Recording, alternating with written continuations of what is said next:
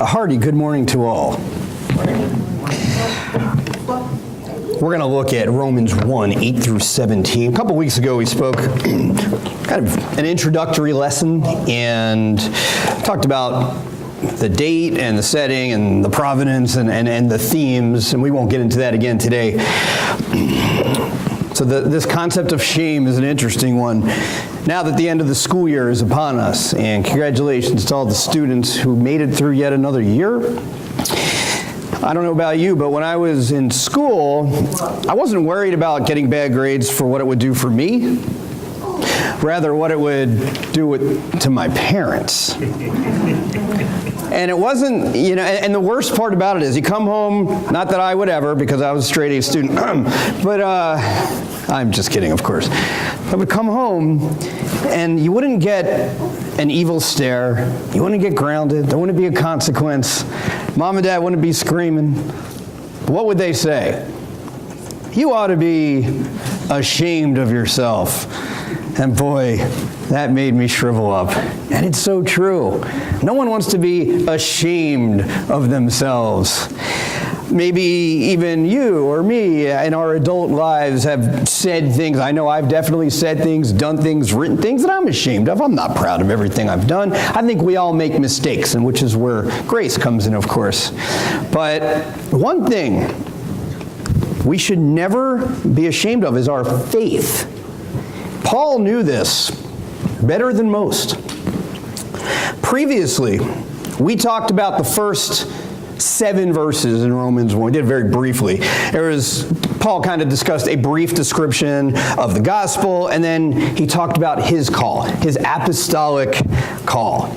Now, during this time, if you recall, Jewish people, the Hebrews, they had to evacuate Rome. The Emperor Claudius made sure that happened. So the only people there were Gentiles. Now, does that mean the church was going to stop doing its thing? Of course not. But it wasn't a Jewish, Christian-based church. It was the Gentiles. So eventually, when it's time for the Jewish people to come back, how do you think they responded to this congregation? Wait a minute. This doesn't look like Jewish influences.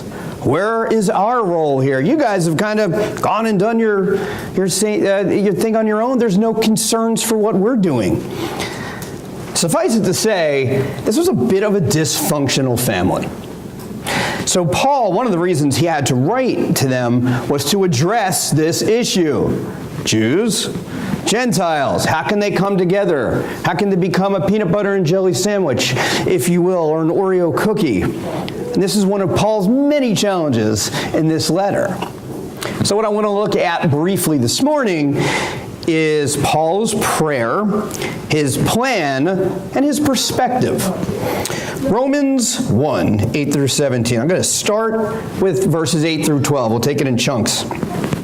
First, I thank my God through Jesus Christ for all of you, because your faith is being reported all over the world.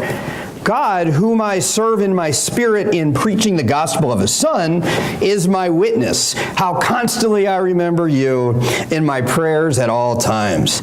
And I pray that now, at last, by God's will, the way may be open for me to come to you. I long to see you, so that I may impart to you some spiritual gift to make you strong. That is, that you and I may be mutually encouraged by each other's faith. He starts this section with the word first.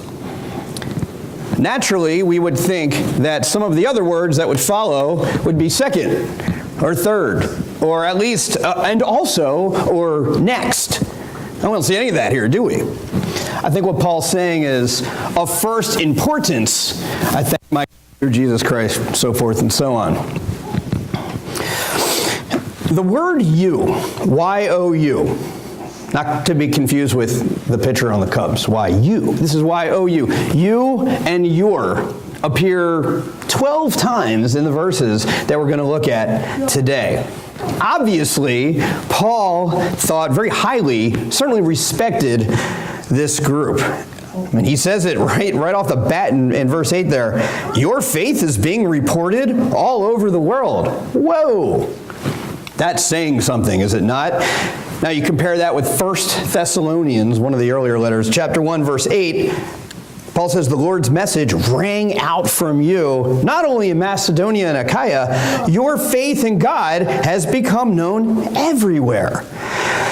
Now it's interesting that Paul might say that because he's considering places where Christianity had already been established, or at least taken the first step. If we focus on that 9th verse, there's an interesting phrase there. Paul says, God, whom I serve in my spirit in preaching the gospel of his Son. What does he mean by that? The New English Bible, I like their translation, says, to whom I offer the humble service of my spirit. And the Contemporary English Version, God has seen how I never stop praying for you while I serve him with all my heart and tell the good news about his Son. There are so many Bible versions. It's hard to get everybody on the same page there. Do you know that there's nearly 2,900 translations too, which is, it's great, but it's also a little bit problematic. But anyway, we know that however we read the word, we're going to interpret it the way that we've been taught. And we know the main point, and we can look at 37 different translations. The main thing is the main thing, as we say. And Paul, of course, is so concerned about the gospel. It's really the jockey that drives the horse in this letter and most of his others. He says he was praying, and we don't know a whole lot. We don't know everything, I'll say, about Paul. We've been talking on Wednesday night in our discussion on Acts. He goes back to Tarsus for about 10 years. What does he do there? I have no idea. But we know that Paul was a curious guy, and he was going to do what he wanted to do. He was a little bit stubborn, and he would be undeterred, but we knew he was, you could probably call him in modern vernacular, a prayer warrior, right? There were no human witnesses necessarily to Paul's praying, but we know that certainly God knew about this. God was witnessing Paul. And I ask you, and when I'm asking you, I'm also asking me, how is your prayer life? What does that look like? Is it diverse? Are we only praying for people in our circle? Are we only praying for people in our congregation? Are we only praying for other Christians? Do we pray only when we feel like it or when we need to? There's no right or wrong answer necessarily. But it has to be, if nothing else, a priority. I mean, Paul talks about it. He constantly, this is the end of verse 9, my witness to how I remember you in my prayers at all times. That's saying something. Now, what is his specific prayer? It's simpler than we might think. All he wants to do is visit this group. That's it. He doesn't say anything, at least at this particular point, about growth in character and growth in faith, and I want you to read the scriptures 3.5 times a day. No. All that stuff is important, of course. Paul just wants to be with them. He hasn't been with them yet. If you've ever been part, and I'm chuckling here because I know a lot of us have been part of a long-distance relationship, it's kind of challenging. My wife's been gone for 2 days, and I'm like, what do I do? I have to be a parent. What's that all about? But no, but I joke. And now that she's not here, I can actually mention this. The only other really serious relationship I had been in was about, I don't know, college, right? So 20 plus years ago. And there were no cell phones. There was no FaceTime. There was no texting. That's brutal. I had someone in Pennsylvania and I was in Arizona. That is a very difficult long-term relationship. And I'm sure people have worse stories than that. I get it. But my point is sometimes all you want to do is be together and let the magic happen.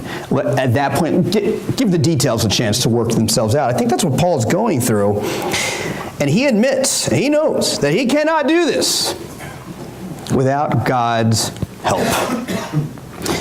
As we turn our attention to verses 11 and 12 there, that really talks about the why of his visit. Why is he going to begin with? What is this spiritual gift? Well, he wants to give a spiritual gift. Now, this is not Paul saying, hey, I'm Paul, I'm a legend, you're not. And I'm going to go there and wow everyone. He probably could have, to be honest.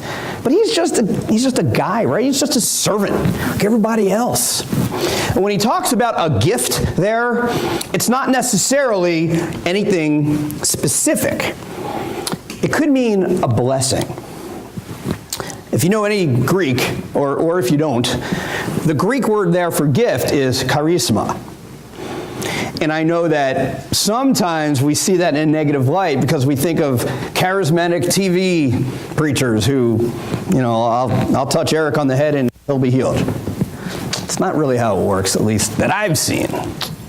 So in this particular context, the gift is a good one. This is a gift of divine grace. Now we know that although Paul's main point is to be with them, he still wants them and every other Christian, Jewish or Gentile, to be strengthened in their faith.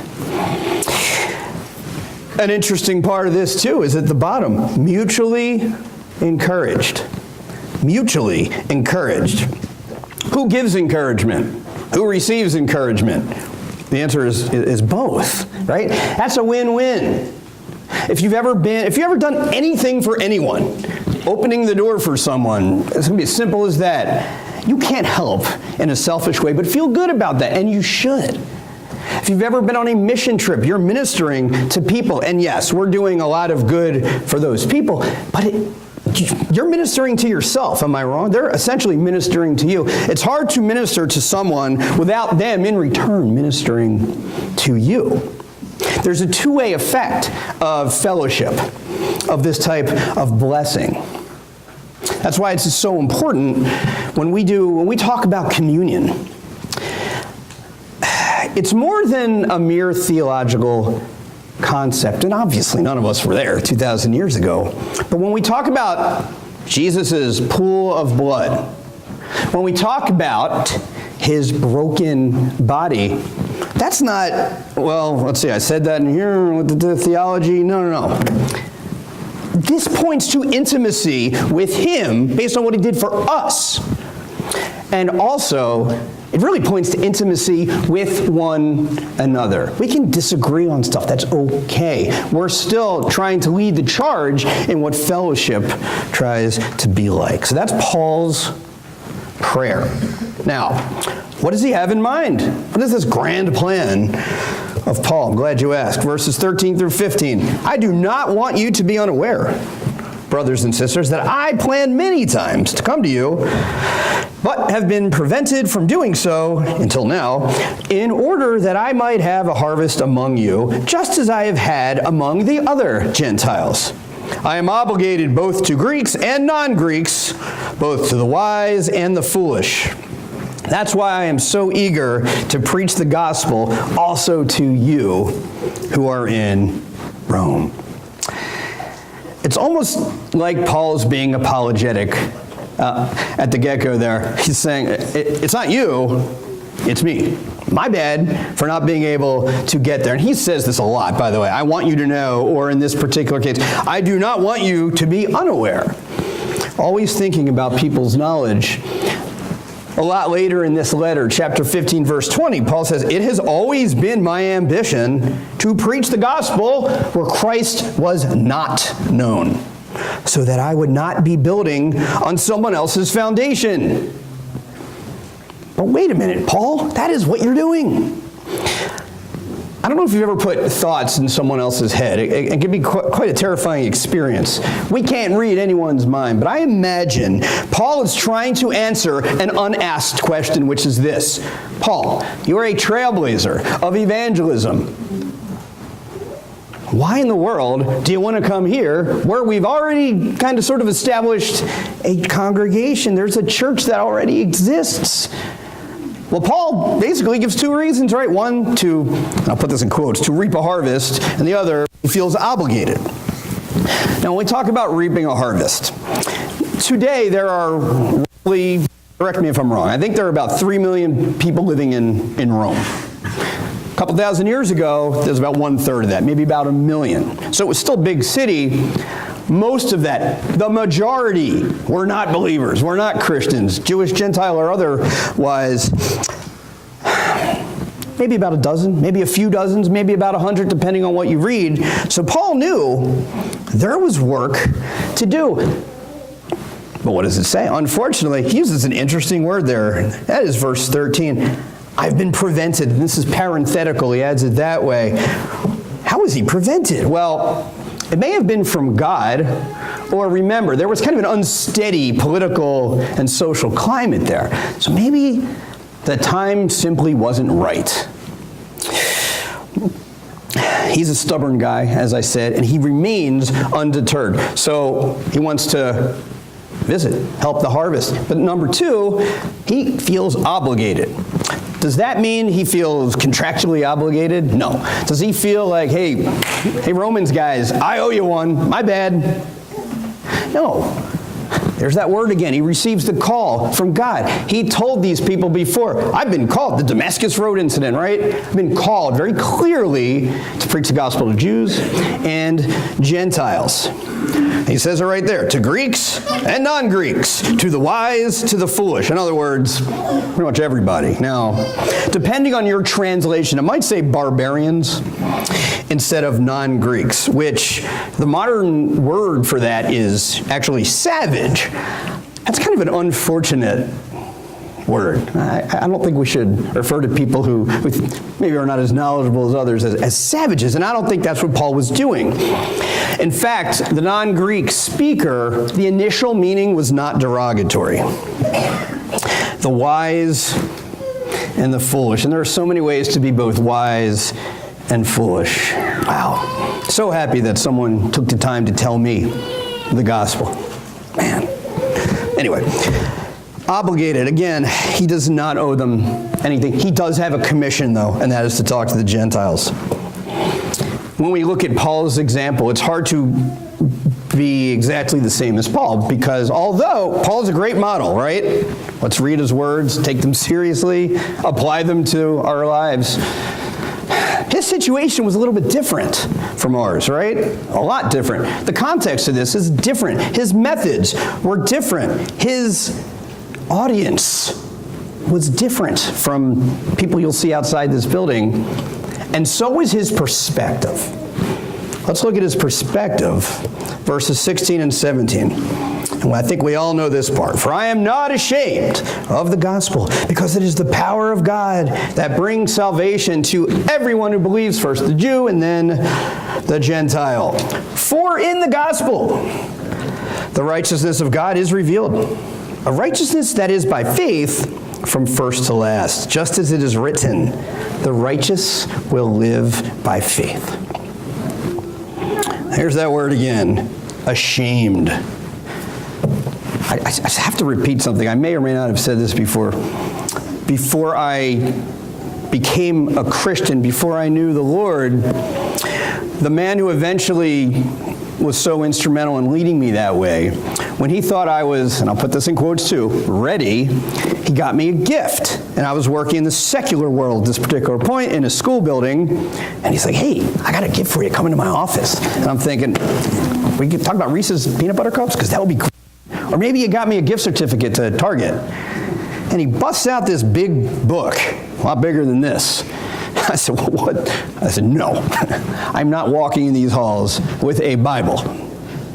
And I think it was the Life Recovery version. This is when I was going through all my fun stuff over a decade ago. But no, and I'm not, this is not a preacher story. This is legit. I was like holding it like this. You know, really weird, right? Like, can you imagine doing that now? Like praying in public? I don't think so. It's not for me.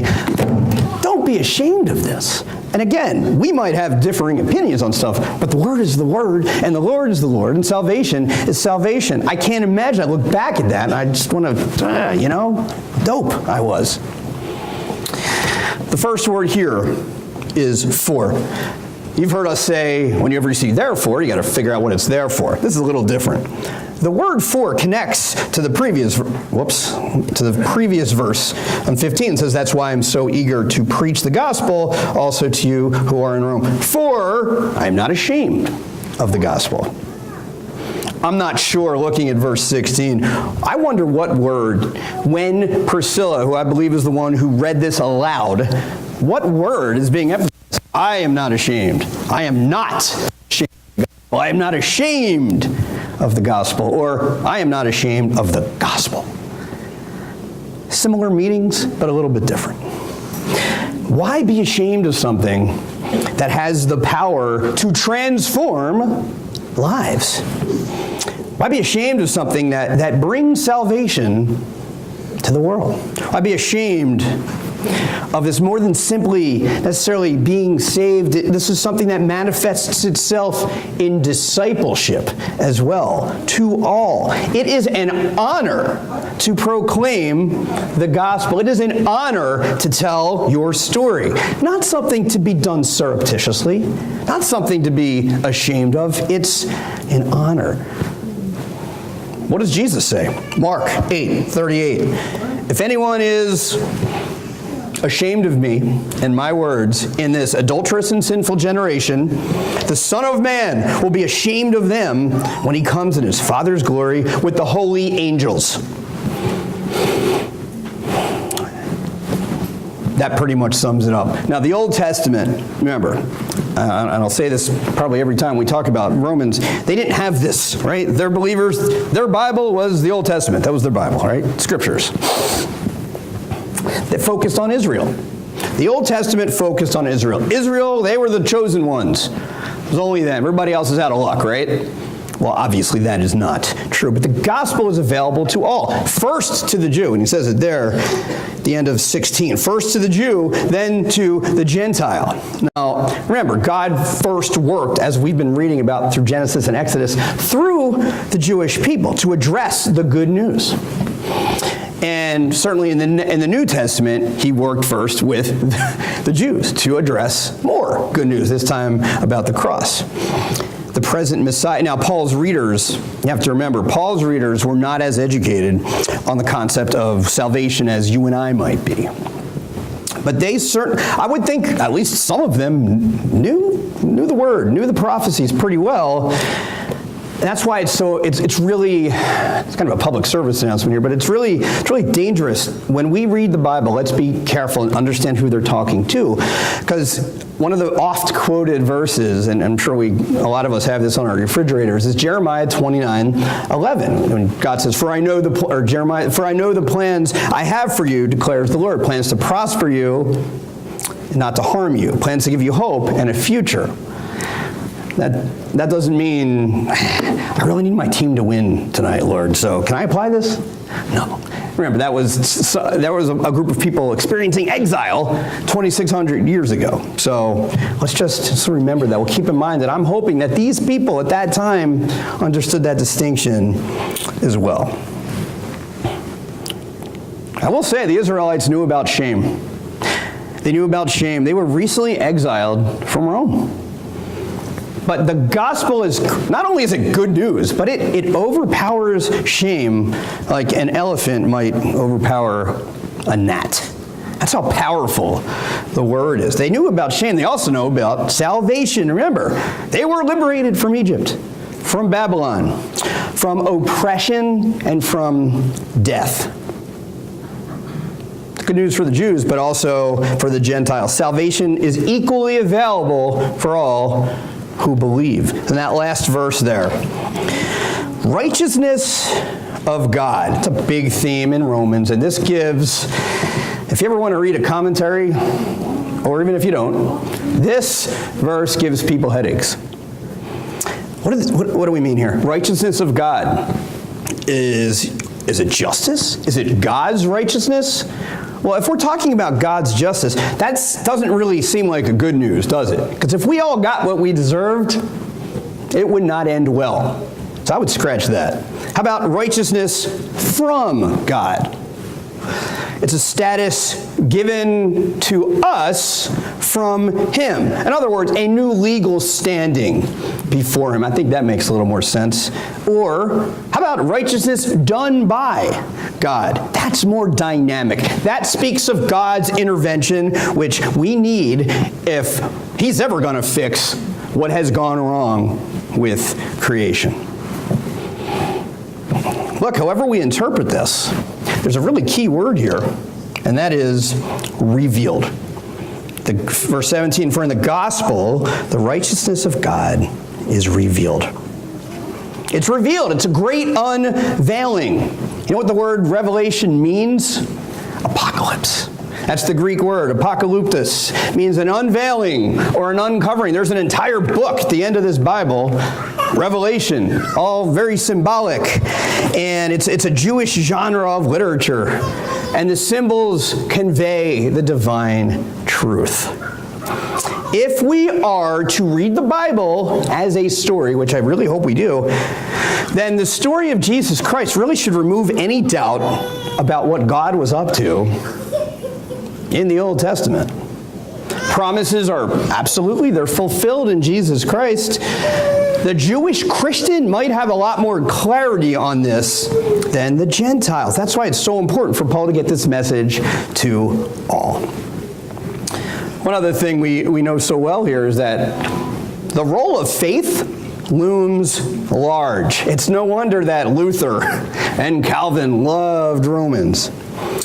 The other thing we know about Paul is he does not mince words. Paul's not one who's going to beat around the bush, is he? You can experience this righteousness, he says, only through faith. Faith. He quotes the Old Testament prophet Habakkuk at the end of this, where it says, the righteous will live by faith. Now that could also be, he who through faith is righteous shall live. Now those words were already quoted by Paul in a letter he wrote before this, about 9 to 10 years earlier, called Galatians 3:11. This is in order not to, look, we're not minimizing the law, he's saying. He's just emphasizing the Lord and his works and justification by faith. And we'll see this time and time again in Romans. And also, if you remember when we studied Hebrews 10:38, the same words appeared to encourage readers to press on and not lose faith. And this Habakkuk, talk about an interesting minor prophet, right? He cried out to God. How long? How long? Against oppression, roughly 600 years prior to this. In fact, later in Habakkuk's prophecy, chapter 2, verse 14, God himself says, for the earth will be filled with the knowledge of the glory of the Lord, as the waters cover the sea. In other words, the righteous will be vindicated. It's good news. We all live by faith, at least I hope, but we don't do it to curry favor with the Almighty. We live by faith because God loves us enough that he sent his one and only begotten Son to take our place. If that doesn't help you live by faith, I'm not really sure in what direction to point you. Here are some take-home points. First one, Paul prayed for those he had not met. Remember, he hadn't met these people yet. He had a very clear direction in ministry. He knew exactly where he had to go. Interesting, I'll throw this in there. Paul did not include any personal history. He didn't have to give his background. Like I said earlier, in Paul's mind, he's no better than you, me, or any of these Romans. 2, sharing the gospel. It's a win-win. It's a two-way street. Mutual encouragement. Despite Paul's hardships, he remained dedicated to evangelism. But why? Did he have to do this? Couldn't someone else pick up the tab? Let me read 2 Corinthians chapter 5, verses 11 through 14. And this is the heading here is the ministry of reconciliation. This is great. Since then we know what it is to fear the Lord, we try to persuade others. What we are is plain to God, and I hope it is also plain to your conscience. We are not trying to commend ourselves to you again, but are giving you an opportunity to take pride in us, so that you can answer those who take pride in what is seen rather than in what is in the heart. If we are out of our mind, as some say, it is for God. If we are in our right mind, it is for you. For Christ's love compels us, because we are convinced that one died for all, and therefore all died. Man, that is some strong words. these benefits compel us to be seekers, but also to be sharers. Share the good news with others. I mean, we think about it's good news for everyone. On the cross, did Jesus just die for the winners? Well, no, of course not. He chose to align himself with victims of suffering, not the perpetrators of it, not the inflictors of it. 3, Paul felt obligated to fulfill his mission. I read somewhere that we are to imitate him, to imitate Paul, by extending God's grace in the gospel, just as he did. Now, you don't have to be a full-time, quote-unquote, full-time minister, right? Minister just means servant. But shouldn't we, at least in some way, feel that sense of obligation to be imitators, certainly imitators of Christ, we know that, but also imitators of Paul. Not to put him on the cross, not to say, oh, Paul, he's really the God. No. Paul himself said he's not. But Paul did a lot of things that we could emulate. Let's look into that as we move forward. When we talk to people about Christ, get them excited, get them started, but also, do we ever follow up? Is there someone who you have brought to a service, or someone that you've evangelized, if you want to use that word, or you've told your testimony? Have you followed up with that person? Okay, now that I've explained to you the gospel, now what do you think? Let's disciple other people, make them better Christians so they can disciple others. And we all know this one, no shame in the gospel, nothing to hide. For the Jews, for the Gentiles, for the tall, for the short, for the rich, for the famous. We should be excited about sharing good news. We all love to share things on social media. I mean, just go on Facebook for 3.5 minutes after church today and you'll see kids or, look, I'm guilty too, okay? We all are. Why not say, hey, this is what I learned in class today, or we're talking about the gospel. Let me explain to you what that means. That's exciting. And it includes our body, our soul, and our spirit. And offering all of that to Jesus. And the last point, the righteous will live by faith. It's likely the righteousness of God phrase, that phrase righteousness of God, was familiar to the readers. Now, instead of explaining it, and Paul does not, he could have, but he didn't, at least not here, Paul simply tells them, look, it's been revealed. Remember, this is it's a New Testament book, as we know. It's an Old Testament audience, if you want to say that, because they knew about truth and salvation and mercy, but really in Old Testament terms, in those concepts. They probably read David's words in Psalm 31:1. He says, in you, Lord, I have taken refuge. Let me never be put to shame. Deliver me in your righteousness. So God's identity as Savior to the Gentiles is a huge characteristic that will be emphasized later in this letter. It's not an abstract quality for Paul's money, in his world, in his mind. It's more than that. It's personal, it's missional, and it is relational. And hopefully we all understand that God does work. He works through the church. He works through individual congregations, but also through individual lives. So with that knowledge, we unabashedly respond to and share the gospel, beginning a valuable relationship with the Lord, but also embracing, and I mean embracing our relationship with other Christians. So as we move ahead, instead of asking,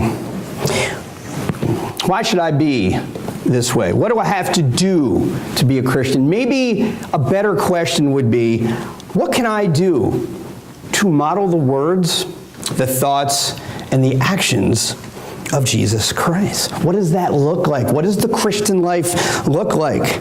How can what we say resonate with a community that largely is unaware of anything in this book, especially the second half? What will God tolerate versus what will God desire? And it starts with our testimonies. I've been cliche guy all day. I'm going to end with one again. You may be the only Bible that some people ever read. What are they going to see? What words, what pictures, what images, what symbols are they going to see when you talk to them today? If there's anything we can do for you as a congregation, if you've not yet been baptized and are willing to take that next step in your walk, please contact one of us immediately following service. Right now, we're going to sing the final song, You Are My All in All.